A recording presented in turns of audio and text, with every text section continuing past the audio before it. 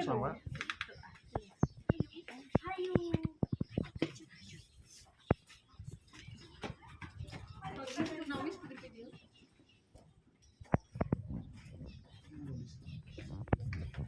Bismillahirrahmanirrahim. Assalamualaikum warahmatullahi wabarakatuh. Waalaikumsalam warahmatullahi wabarakatuh. Alhamdulillah, puja dan puji telah kita panjatkan kehadirat Allah Subhanahu wa Ta'ala, yang mana berkat rahmat inayah kepada kita semua, sehingga kita semua bisa berkumpul di ruangan ini, di tempat ini, dalam keadaan sehat walafiat. Juga tidak lupa sholawat serta salam semoga tetap dicurahkan kepada pimpinan kita, yakni Nabi Muhammad Sallallahu Alaihi Wasallam. Tidak lupa kepada keluarganya, kepada sahabatnya, tabi'innya, dan sampailah kepada kita selaku umatnya yang senantiasa mengikuti sunnah-sunnah Rasulullah SAW. Para bapak, ibu yang saya hormati, juga ibu kepala sekolah yang sudah hadir di ruangan ini yang saya hormati, pada kesempatan ini kita akan mengadakan kegiatan aksi nyata dari calon guru penggerak angkatan 10 di SDN 4 Jakarta. Sebelum kita melanjutkan kegiatan ini, marilah kita buka kegiatan ini dengan mengucapkan Bismillah secara bersama-sama. Bismillahirrahmanirrahim. Acara sudah kita buka. Untuk yang selanjutnya, untuk mempersingkat waktu, yaitu penyampaian sambutan dari Kepala Sekolah SDN 4 Jakarta, Ibu Teti Rusmawati MPD. Waktu dan tempat saya persilakan. Bismillahirrahmanirrahim. Assalamualaikum warahmatullahi wabarakatuh. Alhamdulillahirabbil alamin, wassalatu wassalamu ala asyrofil anbiya'i wal mursalin wa ala alihi washabihi ajmain. Amma ba'du. Puji dan syukur marilah kita panjatkan kehadirat Ilahi Rabbi, yang mana alhamdulillah pada hari ini kita bisa melaksanakan diseminasi ya untuk Bu Lina dan Bu Liska, calon guru penggerak angkatan 10. Sholawat serta salam mari kita limpahkan kepada junjungan kita Nabi besar Nabi Muhammad Sallallahu Alaihi Wasallam, kepada para sahabatnya, keluarganya, tabi'in-tabi'innya, dan mudah-mudahan kita semua termasuk umatnya sampai yaumul akhir kelak. Amin ya Allah ya Rabbal alamin. Yang saya hormati Ibu Bapak Guru SDN 4 Jakarta serta calon guru penggerak Bu Lina dan Bu Lisa, hari ini akan melaksanakan diseminasi tentang implementasi budaya positif dalam pembelajaran di sekolah.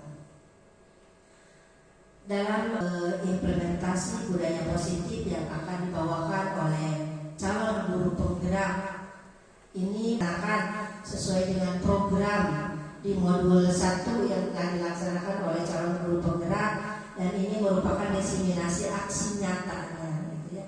Mudah-mudahan apa yang telah diprogramkan oleh calon guru penggerak ini tentang implementasi budaya positif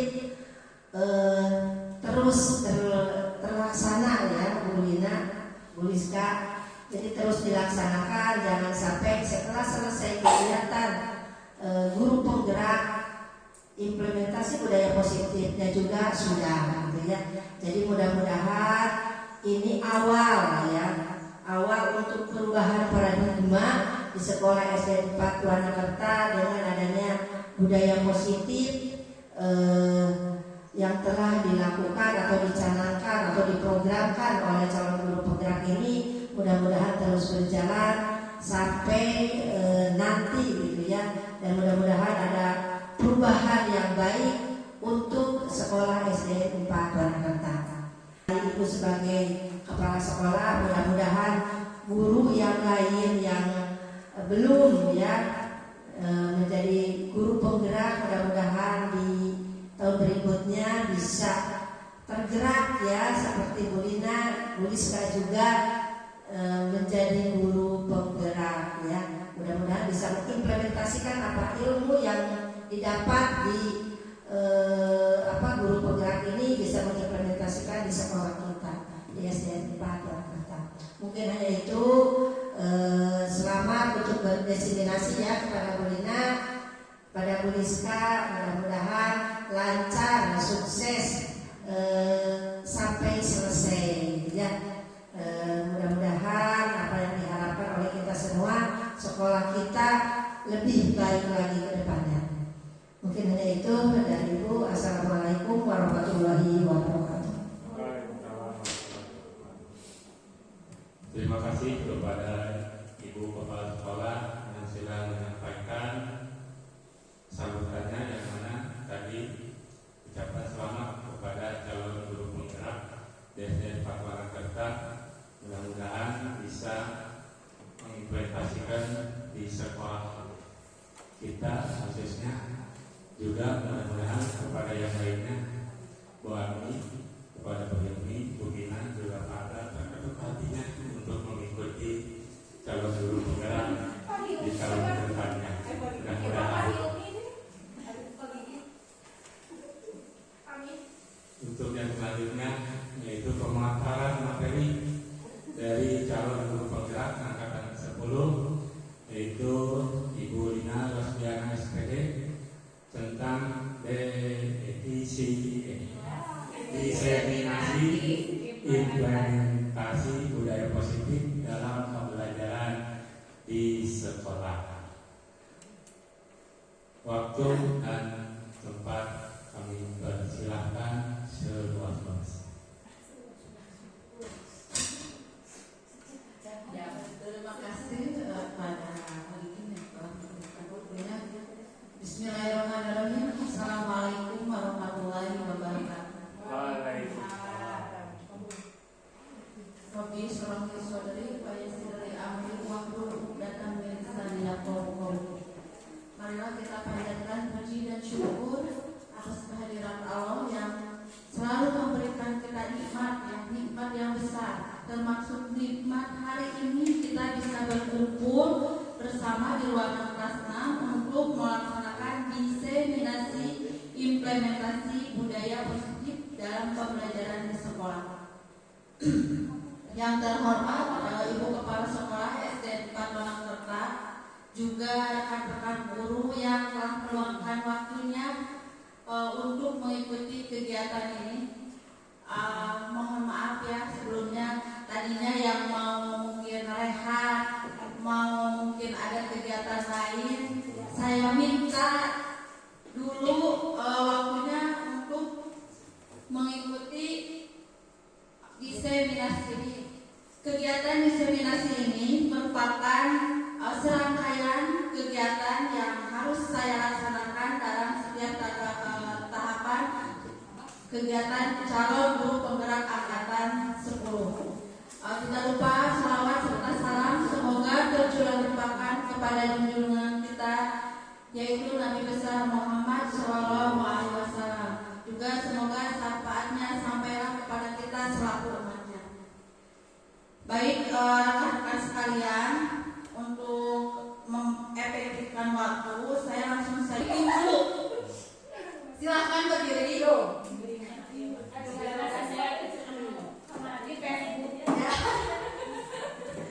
Ya, lebih relax otot-ototnya. Ya, silakan berdiri. Dengarkan instruksi saya. Ketika saya bilang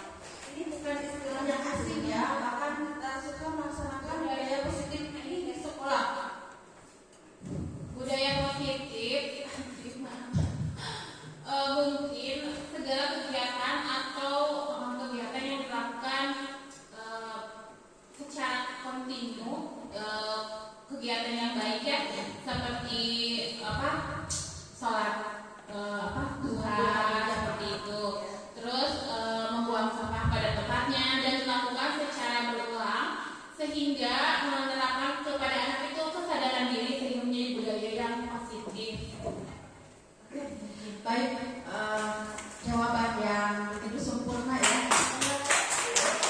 Budaya positif. Atau mungkin ada tambahan dari Bapak Ibu yang lain?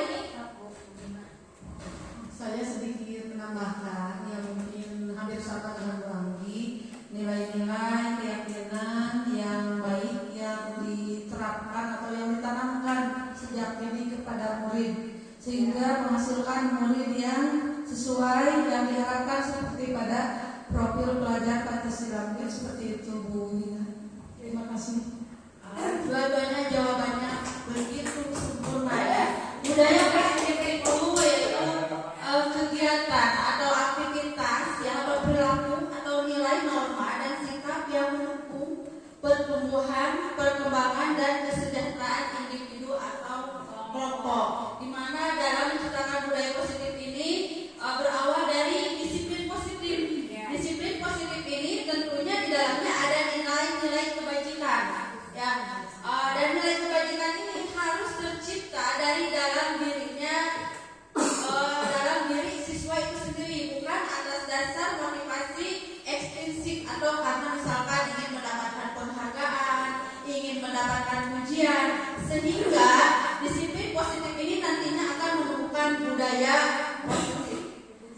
Pertanyaan berikutnya, apa saja sih contoh budaya positif di sekolah?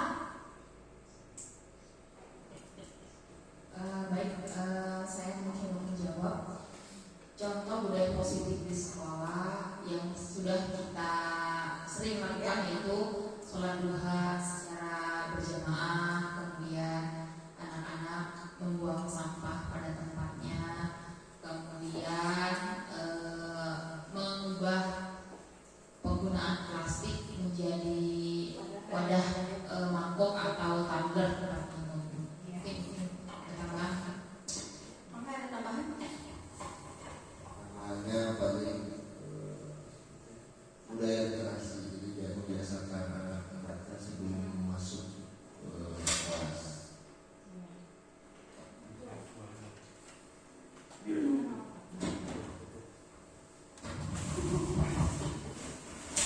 Tentu ya, sekolah kita sudah memiliki budaya positif.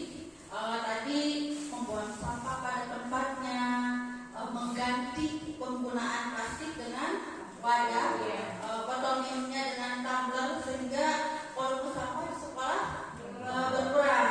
Ada lagi literasi sebelum pembelajaran dimulai, dan budaya-budaya tersebut harus dilaksanakan secara tadi kontinu ya, berkelanjutan. Jadi kadang-kadang misalkan dilaksanakan, kadang tidak, sehingga ini tidak akan jadi budaya positif. Pertanyaan kedua, apa pentingnya menerapkan budaya positif di sekolah? Siapa yang mau menjawab?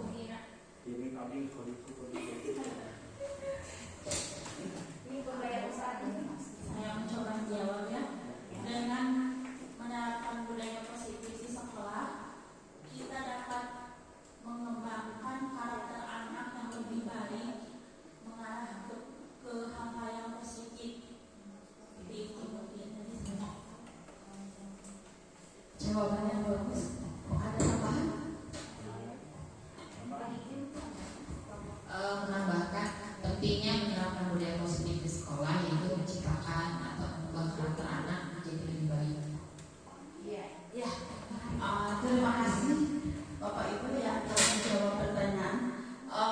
Betul sekali, menciptakan atau menerapkan budaya positif di sekolah itu sangat penting. Supaya apa? Supaya menjadi sebuah kebiasaan yang positif, sehingga menghasilkan nantinya anak-anak yang memiliki karakter profil pelajar Pancasila seperti apa yang kita harapkan waktu kita diskusi mengenai visi di sekolah. Ya.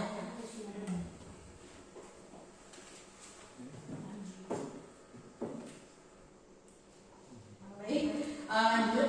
Budaya positif bukan hanya slogan ya. Makanya tadi dikatakan ya,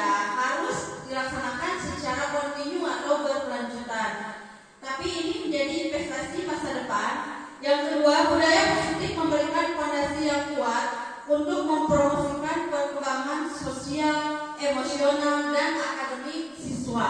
Ketika sekolah mengadopsi budaya positif, siswa merasa diterima, aman, dan didorong untuk berpartisipasi secara aktif dalam proses belajar.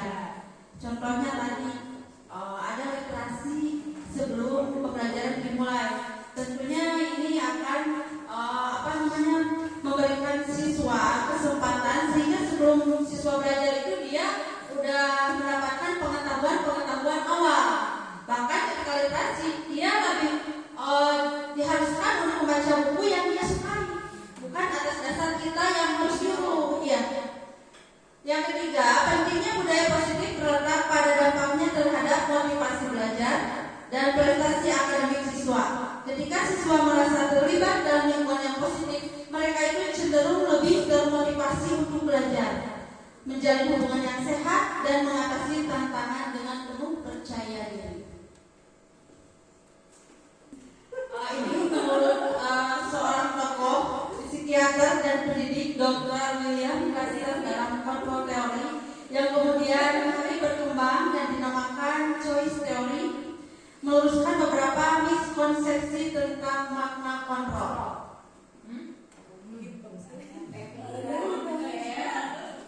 Karena kadang-kadang kita itu miskonsepsi atau salah mengasumsikan. Nah, menurut teori kontrol berdasarkan Dr. William Glasser, ilusi guru mengontrol murid, ilusi bahwa kritik dan membuat orang merasa bersalah dapat menguatkan karakter, ilusi bahwa semua pengetahuan positif, efektif, dan bermanfaat, ilusi bahwa orang dewasa memiliki hak untuk memaksa. Apakah semua ilusi ini bisa dikontrol oleh orang lain? Apakah kita bisa mengontrol orang lain? Apakah orang lain bisa mengontrol diri kita? Tidak. Dan bahkan tadi bilang tidak mau ya.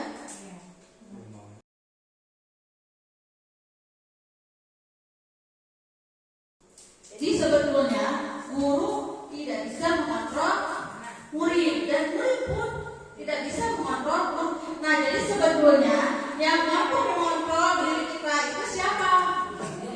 Diri kita sendiri. Termasuk di sekolah yang mampu mengontrol murid itu adalah dirinya sendiri. Makanya di sini perlu adanya motivasi intrinsik atau motivasi dalam diri siswa untuk melaksanakan disiplin positif yang nantinya menghasilkan budaya positif. Betul. Tidak nyaman bagi kita. Tidak aman. Mengenai 5 kebutuhan dasar manusia, termasuk di kelas kita, ya. Ini saya punya contoh.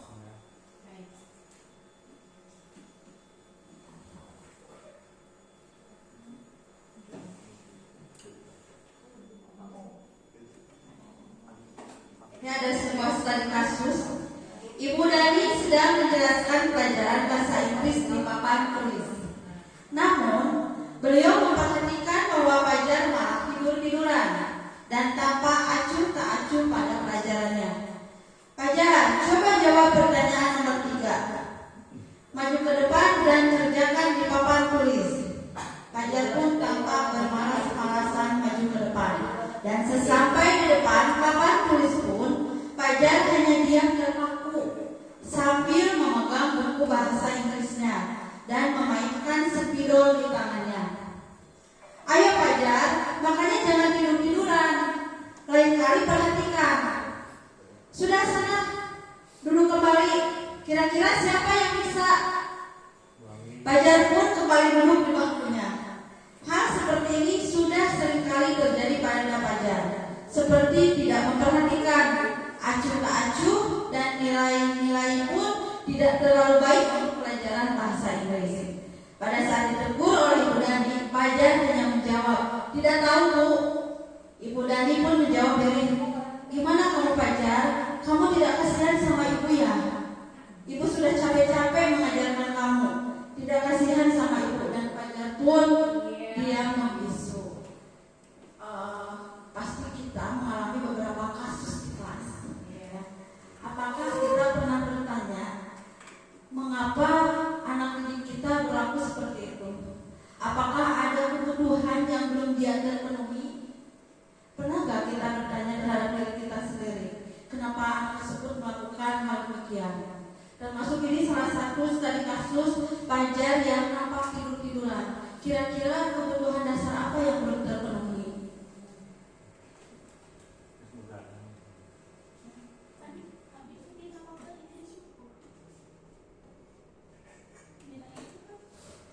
Bapak Ibu, ada yang mau jawab?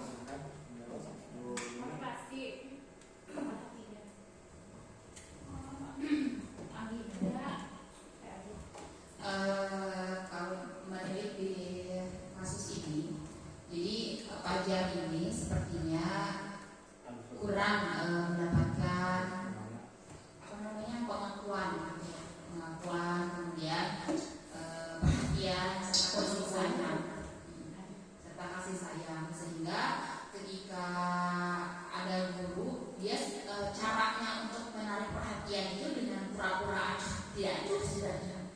Itu sih kalau menurut saya. Coba yang lain boleh berpendapat. Silakan dilalui. Jawaban yang baik sekali.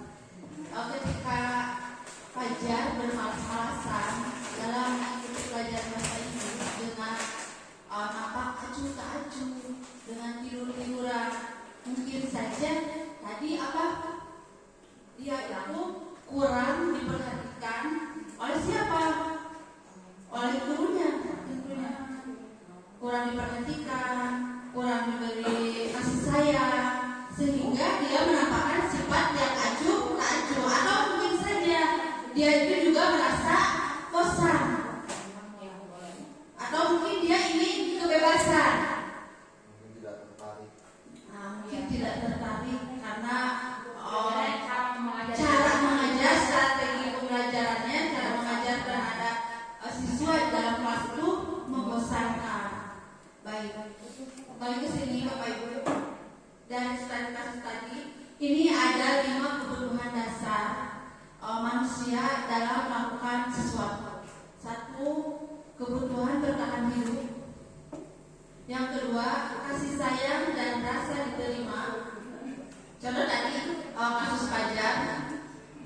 Yang ketiga, penguasaan kebutuhan, pengakuan atas kemampuan.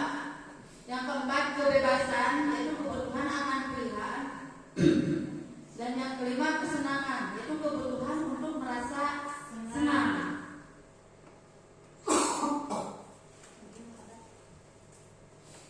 Ini Bapak Ibu ada contoh anak TK mungkin ya. Nanti bisa dijawab. Kira-kira ini kebutuhan dasar mana yang ingin dia penuhi? Aku senang main kejar-kejaran dengan ibu guru. Seru. Kebutuhan dasar senang. Kesenangan itu ya. Yang kedua, ibu kejar aku karena ibu guru sayang aku. Sayang. Oke, yang ketiga, aku hebat kan bisa bikin ibu guru kejar aku. Kekuasaan. Kenapa dia kenal kekuasaan? Karena dia ingin merasa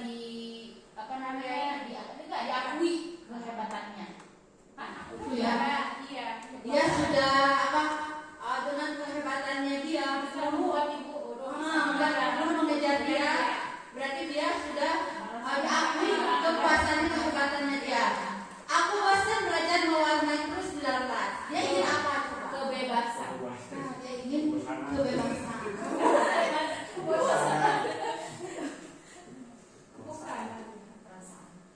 Ini ada satu lagi. Menyetir mobil itu seru.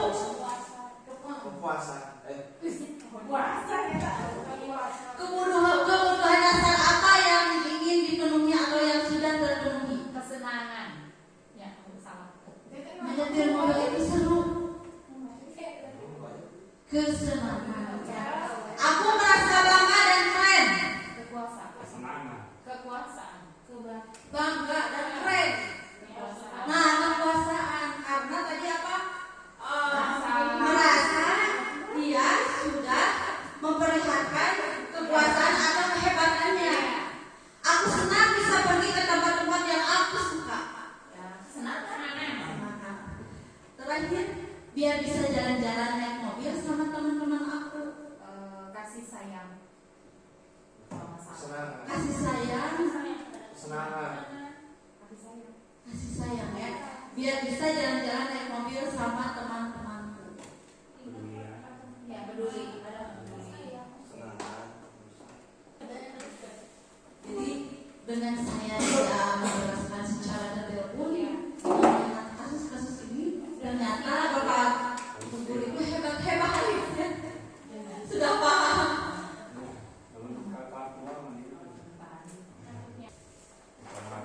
Baik, saya lanjut saja.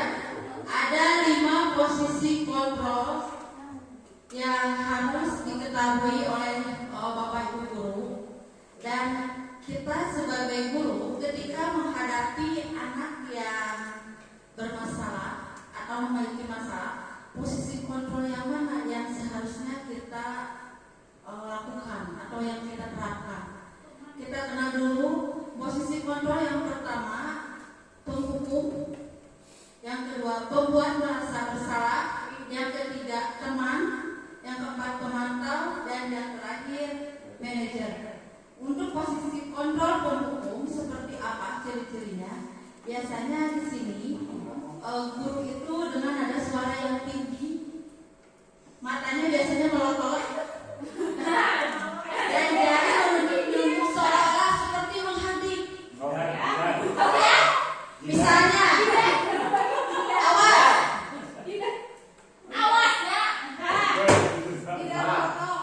Ya. adakah Bapak Ibu guru yang merasa ketika siswanya melakukan sebuah kesalahan lalu berperangai seperti ini? Ya, ada. Nah, ini adalah posisi kontrol tipe penghukum.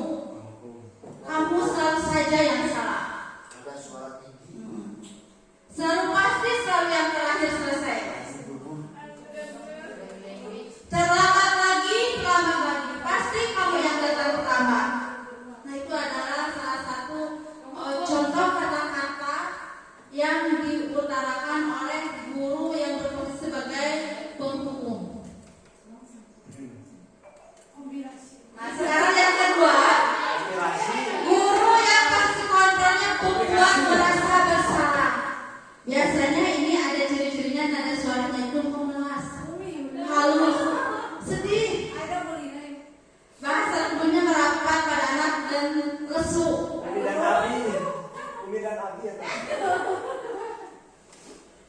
Misalnya guru melontarkan kata-kata seperti ini. Gimana coba kalau orang tua kamu tahu begini, kamu berbuat seperti ini? Atau misalkan ibu merasa kecewa dengan apa yang telah kamu lakukan, sehingga si anak yang melakukan kesalahan itu, dia itu terus merasa bersalah. Atau di sini, adik, kamu ini bagaimana ya?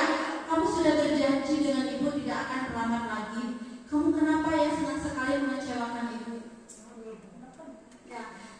Malah ini menjadikan sebuah anak itu tertekan, menjadi tertekan seolah-olah dia yang selalu berbuat salah. Yang ketiga, ada posisi kontrol itu sebagai teman. Biasanya nada suaranya ramah, akrab, bercanda, dengan bahasa tubuh merapat pada murid, mata ada senyum jenaka.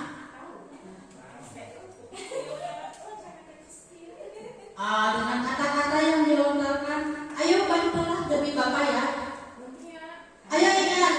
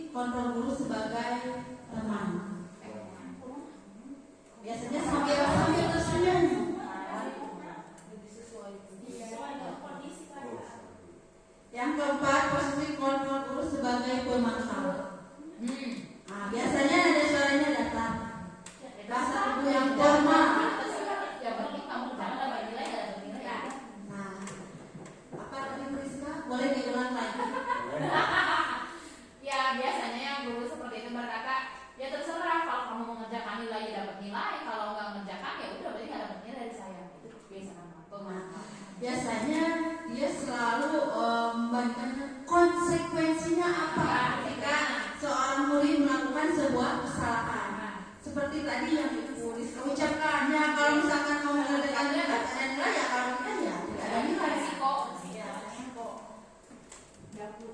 Pernahkah Bapak Ibu melaksanakan ini atau sebagai posisi kontrol ini? Iya. Sering kan risiko kelas bawah sering. Ke kelas di SMP Mas ya. Sering ini. Yang terakhir posisi kontrol guru sebagai manajer. Nah biasanya nada suaranya dulu, bahasa tubuh tidak kaku, mendekat ke murid. Biasanya gurunya akan melontarkan kata-kata apa yang kita yakini. Ini ada di akhir penutupan itu, di akhir kalimatnya bertanya mengenai keyakinan kelas. Apakah kamu meyakininya? Jika kamu memperbaiki ini, hal ini menunjukkan apa tentang dirimu? Ini guru yang lebih bijak, bukan? Apa rencana kamu untuk memperbaiki ini setelah siswa melakukan kesalahan? Nah, dari kelima posisi kontrol yang tadi, manakah yang sering Bapak Ibu lakukan? Terhadap siswa? Yang dominan teman SMP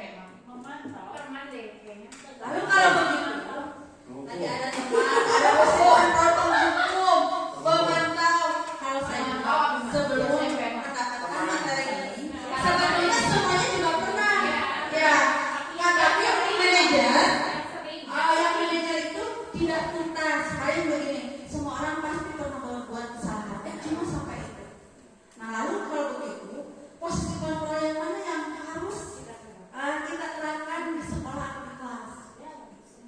manajer. Seharusnya guru itu menerapkan posisi kontrol manajer. Baik, kita lanjut. Posisi kontrol sebagai manajer itu seperti apa?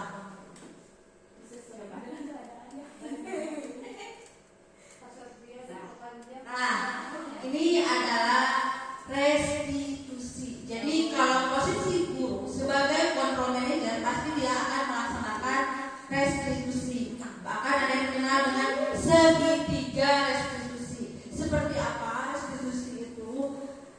Restitusi adalah proses menciptakan kondisi bagi murid untuk memperbaiki kesalahan mereka sehingga mereka bisa kembali pada kelompok mereka dengan karakter yang lebih kuat, bukan dengan melemahkan karakter atau melemahkan mental ataupun psikis murid. Ini adalah tahapan ketika guru mau melaksanakan posisi kontrol sebagai manajer. Tahapan yang pertama dari segitiga restitusi itu menstabilkan identitas atau stabilis the identity.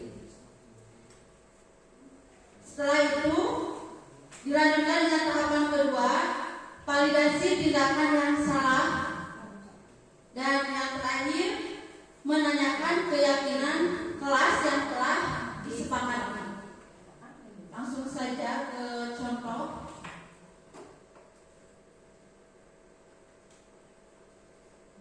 Ke contoh dulu atau kamu dijelaskan dulu? Contoh.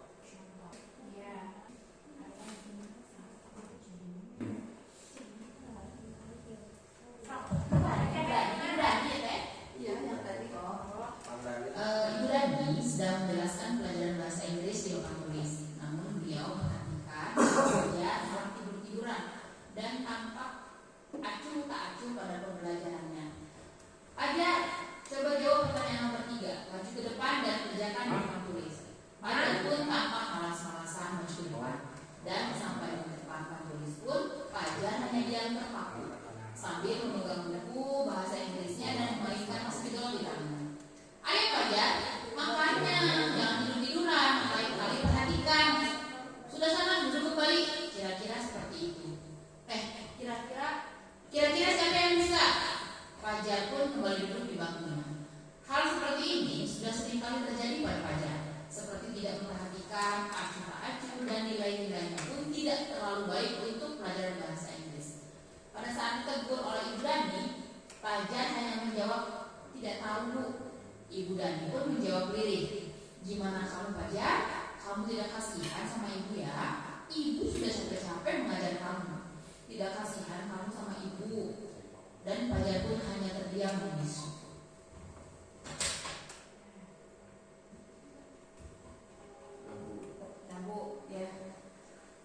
Dari studi kasus yang barusan sudah dibacakan, posisi kontrol apa yang diambil oleh Ibu Dani dalam pendekatannya kepada Fajar? Tadi ada kata-kata Yang pertama itu tuh. Sebagai membuat merasa bersalah, Bu. Sama yang akhirnya pas yang ada bagian makanya yang tidur-tiduran itu nama sih? Himbauan. sebagai membuat merasa bersalah. Indikasinya ada kalimat apa? Gimana kamu Fajar? Kamu tidak kasihan sama ibu ya? Ibu sudah capek-capek mengajar kamu. Kamu tidak kasihan sama ibu? Memelas. Ada memelas, rasa kecewa, membuat merasa bersalah. Jadi seolah-olah si Fajar teh benar-benar sama. Padahal Padahal mungkin saja Fajar itu Fajar merasa merasa bosan. Kemudian udah dia menyampaikannya tidak ikhlas. Iya betul. Lanjut Bu, pertanyaannya. Keyakinan kamu. membaca sikap Fajar, kira-kira kebutuhan apa yang diperlukan oleh Fajar? Tadi kan malas-malasan, acuh tak acuh. Kebutuhan apa yang diperlukan oleh Fajar? Kasih sayang.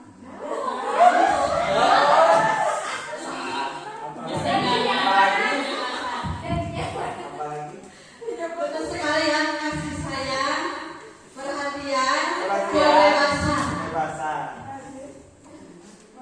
Baik, pertanyaan yang ketiga, bila mana Ibu Dani mengambil posisi pemantau, tadi pemantau sudah ya, yang ada konsekuensinya. Apa yang akan dilakukan atau dikatakan olehnya? Pertanyaan seperti apa yang akan diajukan? Jika posisi Ibu Dani sebagai pemantau, Apa yang kamu lakukan Fajar? Coba lihat nilai kamu kosong semua.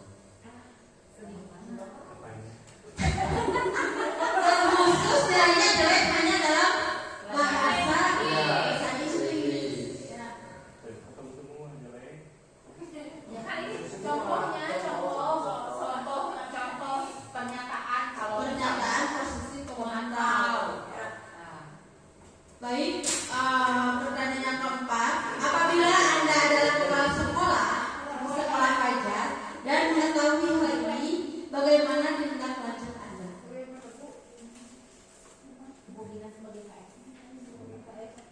Jika Bapak Ibu sebagai kepala sekolah, apa yang akan dilakukan Bapak Ibu menindaklanjuti? Bila saya sebagai kepala sekolah dan di sekolah tersebut ada murid yang seperti Fajar, mungkin saya akan bertanya kepada Fajar apa yang dia inginkan supaya pembelajaran menjadi lebih menyenangkan untuk dia, dan saya juga akan melihat penyebab Fajar menjadi enggan untuk belajar atau bermalas-malasan. Jadi itu dulu, dicari tahu dulu.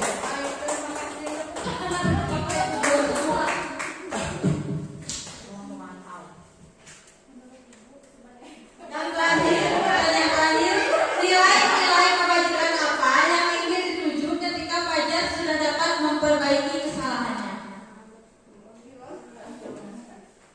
Nilai-nilai kebajikan yang seperti apa yang ingin dituju ketika Fajar sudah dapat memperbaiki kesalahannya? Yang diharapkan, yang ingin dicapai ketika Fajar itu sudah bisa memperbaiki kesalahannya. Ya, berharap kalau Fajar itu bisa menjadi anak yang lebih bertanggung jawab. Bertanggung jawab, Kemudian disiplin, menghargai orang lain, menghargai Ibu Dani yang sudah mengajar. Kemudian proaktif ketika belajar. jawabannya 100 ya.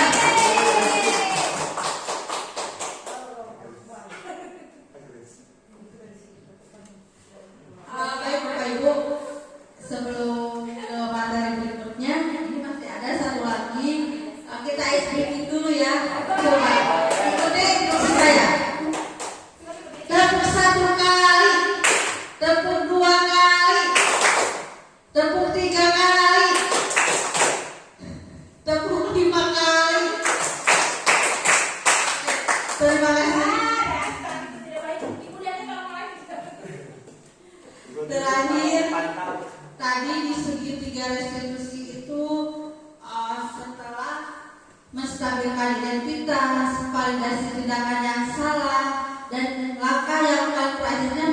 membicarakan mengenai keyakinan kelas. Nah ini apa keyakinan kelas dan seperti apa keyakinan kelas? Keyakinan kelas itu bersifat lebih abstrak daripada peraturan yang lebih rinci dan konkret. Bapak Ibu di kelasnya sudah memiliki keyakinan kelas belum? Sudah. Siapa yang membuat keyakinan kelas? Anak-anak. Dan biasanya keyakinan kelas itu berupa pernyataan-pernyataan yang universal. Pernyataan keyakinan kelas itu senantiasa dibuat dalam bentuk kalimat yang positif. Coba saya mau minta contoh satu kalimat pernyataan keyakinan kelas.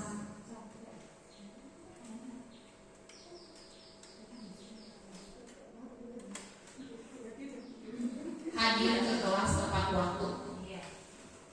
Hadir di kelas tepat waktu. Good. Boleh saya minta satu lagi?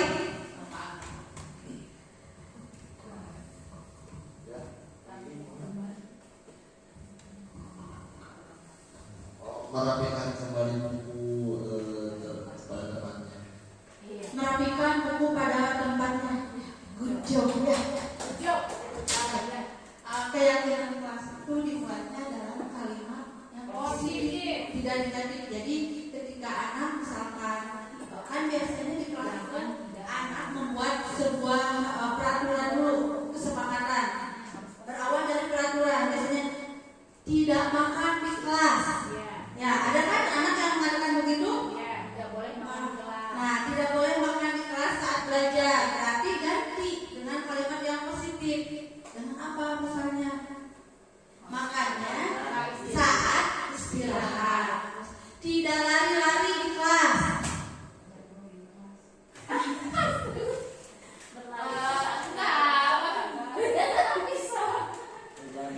Bersikap tenang ketika belajar. Bersikap tenang ketika belajar. Terus tidak mencontek saat ulangan. Mengisi sendiri.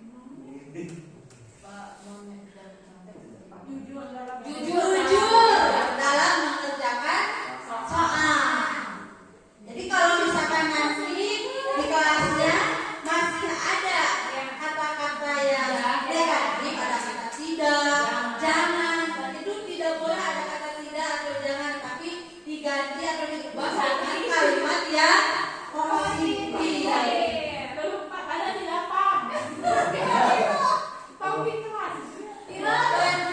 Jangan membuang sampah di kelas. Nah diganti dengan buanglah sampah pada tempatnya. Jadi anak-anak itu kan bilang buanglah sampah pada temannya. Nggak boleh. Itu mah buang mantan. Buanglah mantan saya. Temannya. Baik.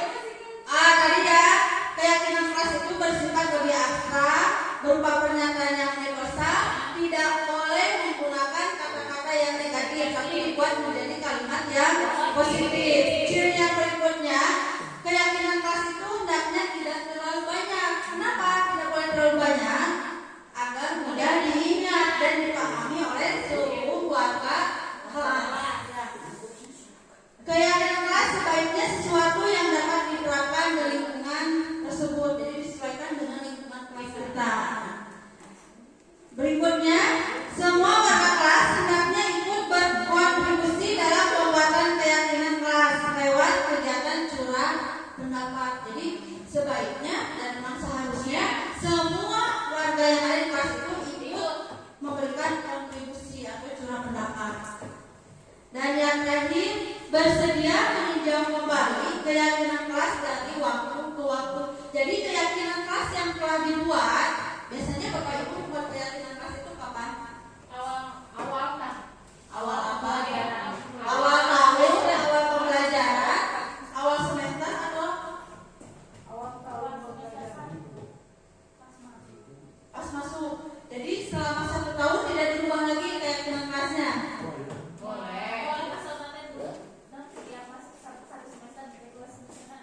Tiap 1 semester nanti semester yang baru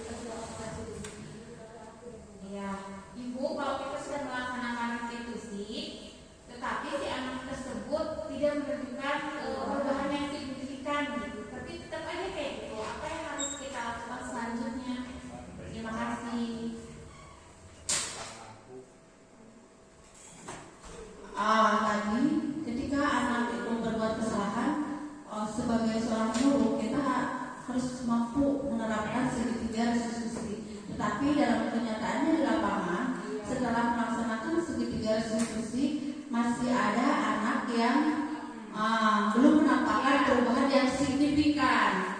Lalu kita harus seperti apa lagi? Sebelum saya jawab, ada masukan mungkin dari yang lain? Atau mencoba menjawab lebih dulu?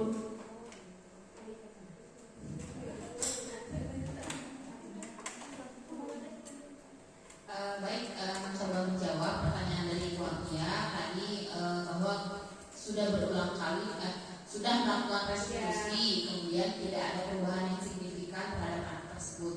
Maka kegiatan restitusi itu bisa diulang kembali terus menerus. Jadi restitusi itu tidak dijamin. Jadi tidak ada jaminan suatu kali restitusi itu berubah apa anak itu akan berubah gitu, tidak. Jadi restitusi itu bisa dilakukan 2-3 kali atau bahkan bisa sampai berulang-ulang kali sampai anak berubah dan motivasi intrinsik dari dalam diri anak itu keluar muncul gitu ya. Silakan saya kembalikan kepada Rina. Terima kasih, jawabannya luar biasa ya. Intinya begini, ketika anak melakukan sebuah kesalahan, tugas kita itu adalah selalu menerapkan segitiga restitusi yang tadi terdiri dari 3 tahapan. Tahapan yang pertama adalah menstabilkan identitas. Semua orang pasti pernah melakukan kesalahan. Dengan kata-kata seperti itu tentunya anak akan merasa lebih tenang, ya, lebih nyaman. Bahkan bukan kamu saja, ibu pun pernah melakukan kesalahan. Dan yang kedua, tahapan yang kedua, menstabilkan validasi tindakan yang salah. Nah, tentunya ketika anak melakukan sebuah kesalahan, dia memiliki alasan. Coba jelaskan kepada ibu, kenapa kamu melakukan hal tersebut? Kenapa kamu melakukan hal itu? Tentunya kamu memiliki alasan. Nah, setelah itu dilanjut tahap yang ketiga. Tahap ketiganya adalah menanyakan mengenai keyakinan kelas.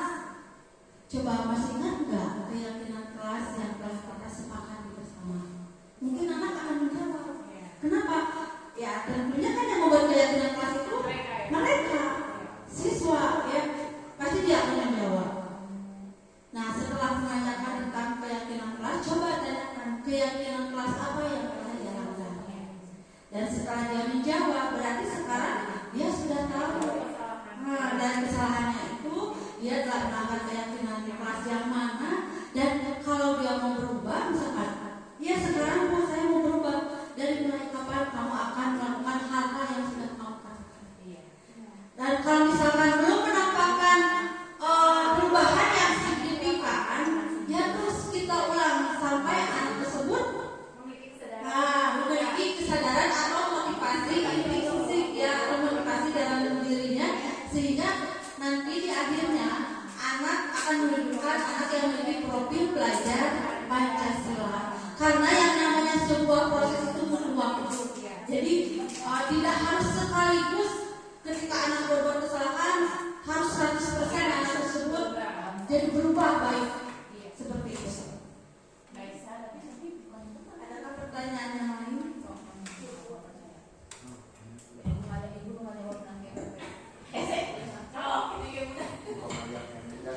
Ini Bu Lina, berdasarkan yang saya baca, restitusi siswa itu memberikan kesempatan kepada murid untuk disiplin positif, kemudian memulihkan diri dari kesalahan sehingga memiliki tujuan yang jelas.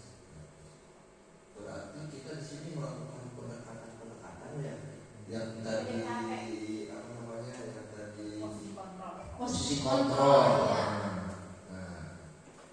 Apakah itu termasuk ke dalam teman atau manajer? Posisinya. Nah, ini maksudnya yang dalam arti restitusi siswa. Begini, kan ketika kita melakukan restitusi, ya, berarti kita telah melakukan posisi kontrol kita sebagai guru. Nah, restitusi itu kalau kita kaji ulang, kira-kira termasuk posisi kontrol guru yang mana? Kalau kita sebagai seorang guru melaksanakan segitiga restitusi, apakah posisi kontrol pembuku, pemantau, teman, posisi kontrol manajer? Kenapa dikatakan manajer? Ya itu, apakah lebih tepatnya ke manajer atau teman atau bisa keduanya? Sedangkan dilihat dari sini kan memberi kesempatan kepada murid, memberi kesempatan untuk berpikir positif. Di sini kan kita bisa menjadi sebagai teman juga, otomatis kita berarti memanajer mereka, gitu kan, mengontrol kita sebagai quality control juga, seperti itu. Kalau mau cakup semua, gitu.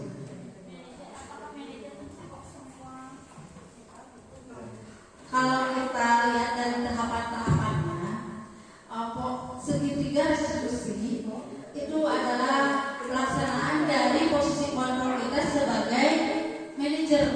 Tapi di sana kan ada pendekatan katanya ya, yang dimana kondisinya kita itu harus mendekati anak dengan tidak judes, tidak marah-marah. Apakah ini juga bisa dikatakan sebagai teman? Kalau misalkan sebagai teman, biasanya nadanya juga kalau senyumnya senyum senyumnya bukan ramah, jadi kocak, berjenaka. Nah beda lagi. Jadi kalau kita lihat tiap tahapannya, karena di sana ramah, memantau, terus teratur, ya teratur kan ini bertahap, maka restitusi itu adalah bagian dari posisi kontrol kita sebagai manajer. Sepakat ya? Jadi kalau tadi bilang kan teman, apakah semuanya? Kalau semuanya kan pemukul, nadanya juga berbeda malah.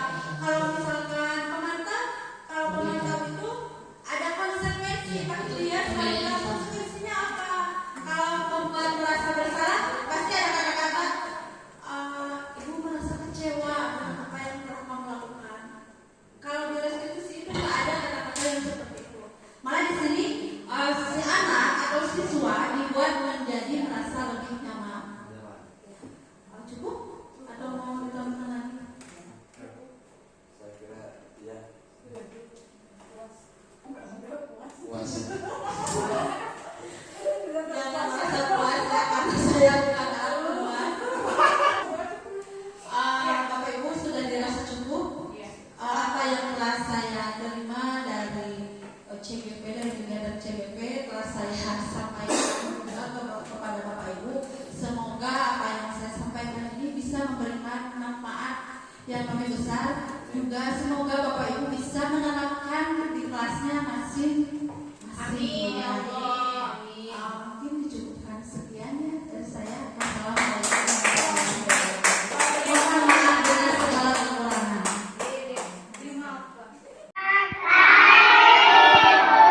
Bagaimana kabarnya hari ini?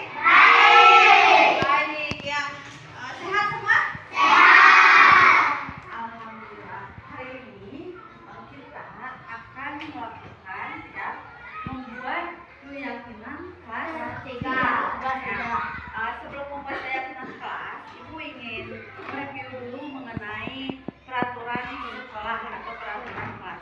Sudah pernah dengar tentang peraturan sekolah? Apa itu peraturan sekolah? Menjaga nama baik sekolah. Apa lagi? Tidak memakai plastik. Tidak boleh melanggar aturan. Tadi ingat dulu. Ya. Siapa yang membuat peraturan sekolah atau kelas? Kepala sekolah. Pihak sekolah. Nah, lalu ketika kamu melakukan peraturan sekolah itu, kamu merasa terpaksa atau atas dorongan diri kamu sendiri? Dorongan diri. Dorongan kamu berarti dorongan dari sekolah. Lalu apa bedanya dengan keyakinan kelas? Kamu pernah dengar nggak keyakinan kelas? Siapa yang tahu acungan tangan? Apa keyakinan kelas? Acungan tangan. Tidak boleh pilih-pilih teman. Keyakinan kelas salah satunya tidak boleh bully teman. Tidak boleh membuli. Bedanya keyakinan kelas dengan peraturan kelas itu apa? Kalau peraturan sekolah atau peraturan kelas itu yang membuat adalah sekolah, misalkan guru, pokoknya warga sekolah ya. Tapi kalau yang membuat keyakinan kelas adalah murid, ya kalian yang membuat. Nah, kalau kalian yang membuat, berarti ketika kalian melanggar, masa kamu yang membuat aturan tapi kamu yang melanggar, ya? Jadi lebih enak peraturan sekolah atau lebih enak keyakinan kelas? Keyakinan kelas. Lebih enak keyakinan kelas atau peraturan sekolah? Keyakinan kelas. Keyakinan kelas. Kenapa? Karena keyakinan kelas itu dibuat oleh kita sendiri dan yang melaksanakan adalah kita sendiri. Nah, kenapa keyakinan kelas harus dibuat supaya kalian menjadi murid yang lebih bertanggung jawab atas kesepakatan atau aturan yang telah dibuat oleh warga kelas. Paham ya? Nah, dalam membuat keyakinan kelas, kita tidak boleh menggunakan kata-kata negatif. Misalnya tadi tidak boleh membuli. Nah, ada kata tidak. Jadi jangan menggunakan kata tidak, jangan, dan juga tidak menggunakan kata jangan. Jangan dan tidak itu tidak boleh ada. Paham nggak? Misal tadi apa? Tidak membuli. Ganti dengan saling menghormati. Bisa ya? Semua orang harus berkontribusi ya. Oke? Oke? Nah, sebelum membuat keyakinan kelas, Ibu mau review dulu. Coba acungkan tangan ya. Kamu memimpikan kelas yang seperti apa ketika ada keyakinan kelas?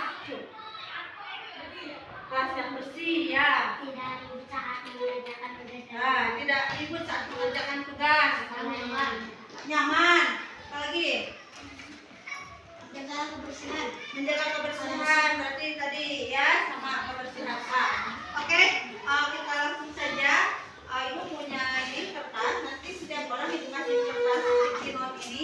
Ini sudah ada lemnya. Kamu menuliskan keyakinan yang kamu yakini, nilai-nilai yang ingin kamu terapkan di kelas, ya. Nanti kalau sudah selesai ditulis, ditempelkan di sini. Ya, paham ya? Setiap orang itu beri satu. Jadi semuanya harus berkontribusi untuk menuliskan keyakinan kelas, ya. Keyakinan kelas mengenai kelas kita itu ini seperti apa. Paham? Ada pertanyaan nggak? Saya bacakan aja.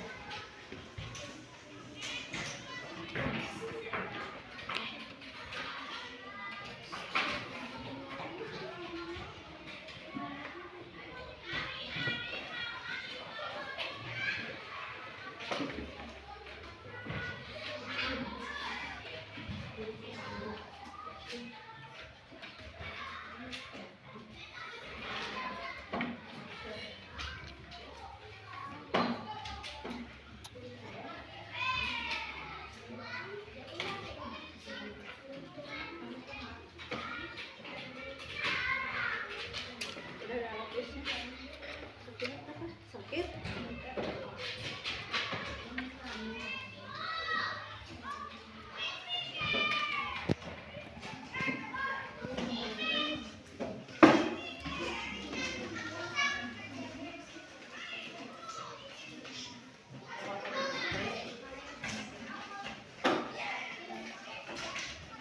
Silakan kalian tuliskan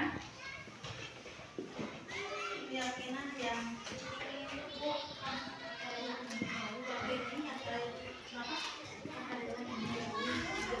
nulis keyakinan kelas. Kamu berikan kelas yang seperti apa mengenai keyakinan kamu sendiri yang bisa dilaksanakan oleh kita, oleh warga.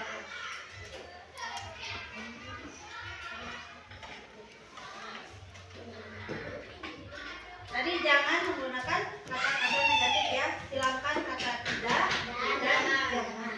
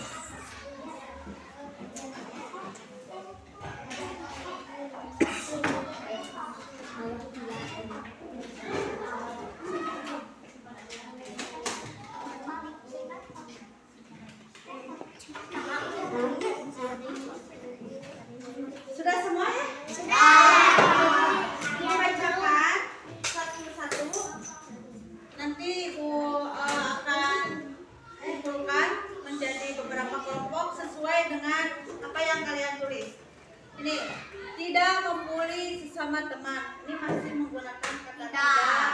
Berarti jangan pakai kata tidak ya. Berbicara dengan sopan, dengan lembut. Oke. Ini tentang sopan santun. Kelas yang nyaman dan bersih. Nih, berarti ini kita kategorikan mengenai kebersihan dan kenyamanan. Oke. Jaga lingkungan sekolah. Jaga lingkungan sekolah. Ini kebersihan. Berarti masih tentang kebersihan dan kenyamanan. Membersihkan kelas bersama teman.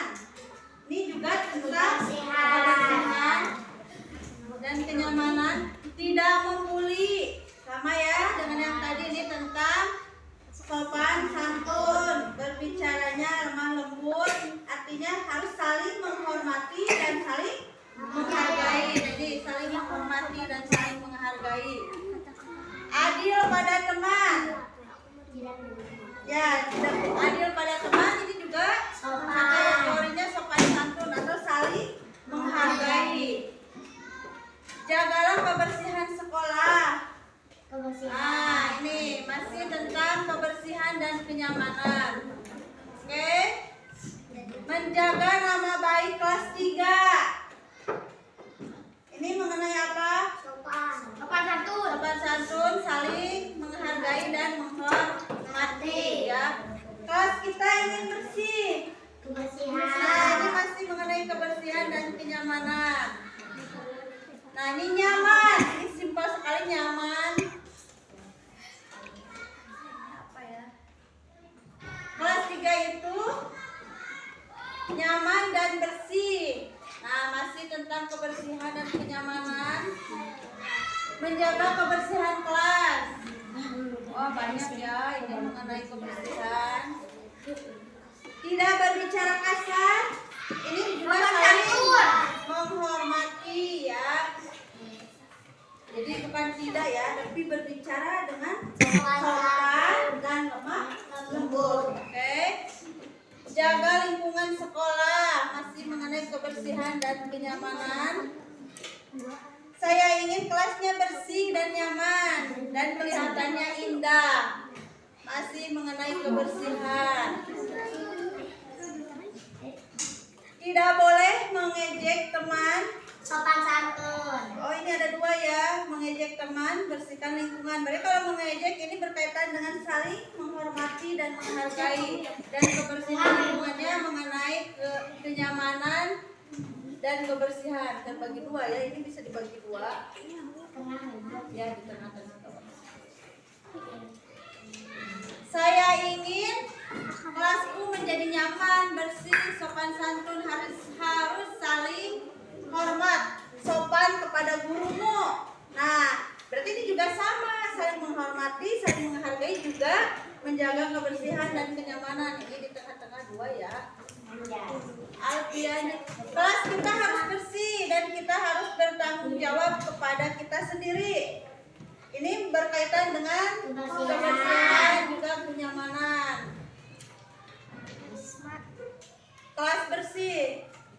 Jadi kalau disimpulkan ada berapa keyakinan kelas ini? 1, 2, 3. Nah, ada 2 ya. Nah, keyakinan kelas 3 yang sudah disepakati, yang ditulis oleh kalian. Berarti saya tuliskan aja 1, saling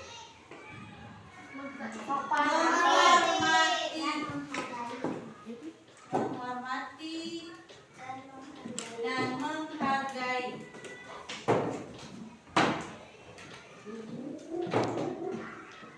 Saling menghormati, saling menghargai itu tidak membuli ya. Jadi bukan tidak membuli, tapi bicaranya yang lemah lembut, yang sopan.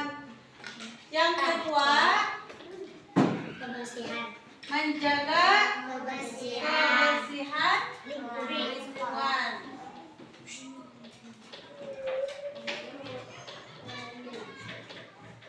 Termasuk lingkungan itu di kelas ataupun Di luar kelas.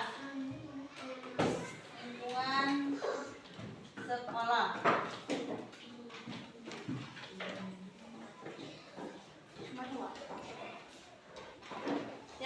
ketiganya boleh tambahkan tadi ada yang berkaitan dengan kenyamanan ya.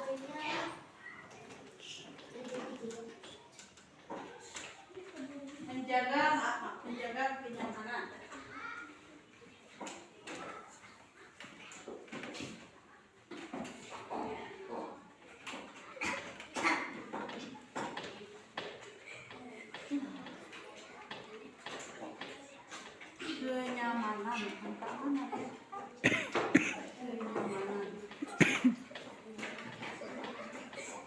Ya, baik anak-anak, kesimpulan dari keyakinan kelas yang telah kalian tuliskan ini ada 3: saling menghormati dan saling menghargai, baik kepada teman ataupun guru ya. Yang kedua menjaga kebersihan lingkungan sekolah, menjaga kebersihan. Oke, terima kasih. Ini bisa kita laksanakan? Bisa. Siapa yang membuat? Kita sendiri. Diri sendiri. Kalau yang membuat diri sendiri maka harus dilaksanakan secara bertanggung jawab. Kapan mau dimulai? Sekarang. Siap. Terima kasih. Mudah-mudahan kita ya kalian yang membuatnya bisa melaksanakan keyakinan kelas ini dengan sangat baik. Ibu duduk. Wassalamualaikum warahmatullahi wabarakatuh. Waalaikumsalam warahmatullahi wabarakatuh. Beri tepuk tangan untuk diri sendiri.